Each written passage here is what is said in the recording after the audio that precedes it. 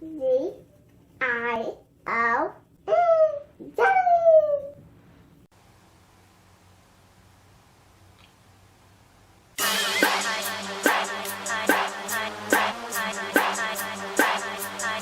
everyone, it's Roshni and I am here to do a video for you guys specifically about being a special needs mom. I have put up an entire series about spina bifida on my other channel. I will put a link to the whole playlist down below. I have a 20-month-old son who was born with spina bifida, and so I go into vast detail over there.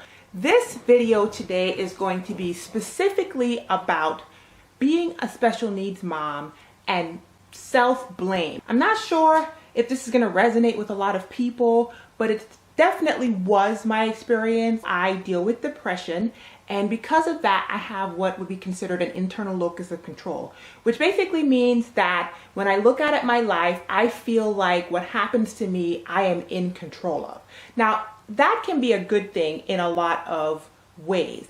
But when you are a person that deals with depression, you feel like everything that happens, you somehow did something to make it happen to you. So the good things happen and you don't really take credit for them, but the bad things happen and you feel like, well, it happened because I did something. I know cognitively that that is not the case, but I'm just explaining to you how that mindset kind of goes. Well, you can imagine being a person who has dealt with depression for 2 decades now and who had severe depression at the beginning of my pregnancy during some of those weeks, what it was like to get the news that my son was going to be born with a myriad of medical problems. I still struggled with blaming myself for my son having spina bifida. And I know that that doesn't seem like it makes any sense, but I know somebody out there feels me, especially those that have been pregnant before and know how your hormones are and know how you have concerns for your child. It doesn't even have to be that your child has special needs. It's just regular first-time mom concerns. And so you always think, well, what could I have done? What should I have done? I had been taking 400 mcgs of folic acid in my vitamin for 5 years prior to that. And so I was totally doing everything that I was told to do with respect to neural tube defects, and science doesn't know anything else about what causes spina bifida, so I couldn't really do anything different. Cognitively, I understand that I had no control, but you still think to yourself, what could I have done? Fast forward to this past holiday season, I find out that there is a distant family member that has spina bifida. Yeah.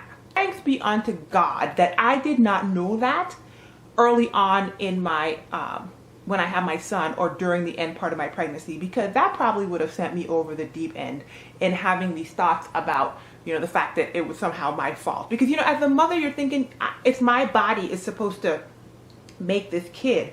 You know, what did I do wrong? What's wrong with me? You know, and especially when you have depression, that what's wrong with me question is in there anyway. So of course now you're thinking, oh my God, what's really wrong with me? Like, I'm broken, you know. And I know I'm not the only person that has thought that, so I'm gonna just put it out there because it's gonna help somebody. Especially if you are early in your child's life, you may be thinking that. And honestly, you probably did what you were supposed to do. Now, there are times when a mom has contributed. You know, if she drank and all these things during pregnancy, there can be other repercussions. But if you're a person that did exactly what you were supposed to do, what your doctors told you to do, and this happens, it just happens. What I want to do to end this video is flip it. At first, you are thinking, what did I do? But nowadays, I kind of like to look at it like, I understand why God gave me this child. He knew I wasn't going to kill him. I have had many people look me square in my eye, not blink, and tell me that they would have had an abortion and they would not have been able to do it. Now, obviously, they're not saying it like they would have killed my son specifically, Flickerbug, but they're telling me that they're not strong enough and they would not have been able to do it. I feel like when God puts a person in somebody's stomach, his intention is not for them to die. And so I think he knew I wasn't going to kill him. The other reason why I think God chose me to have this kid is because my son is pretty awesome. Of course, he can be a little hellion because he's a 1-year-old and that's part of their job description.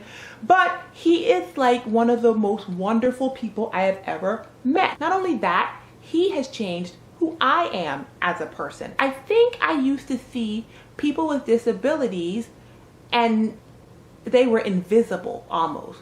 I didn't think anything negative. I didn't think anything positive. I didn't think anything. And now it's like somebody has lifted a veil off of my eyes.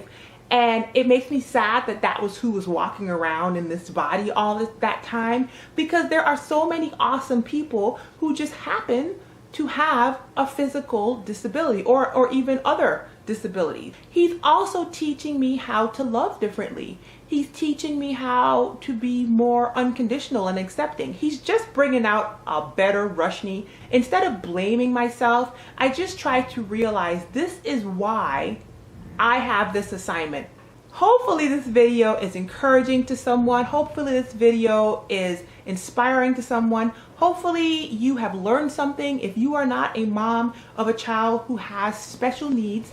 And yeah, if you like these types of videos, definitely hit me with a thumbs up so that I know to do more of them. I would love it if you subscribe to my channel. If you do so, then you'll get notified when I put up new videos. I am trying to put up a video every single day this week, so stay tuned for more. Leave me a comment down below about anything that I said in this video, and I will see you guys tomorrow.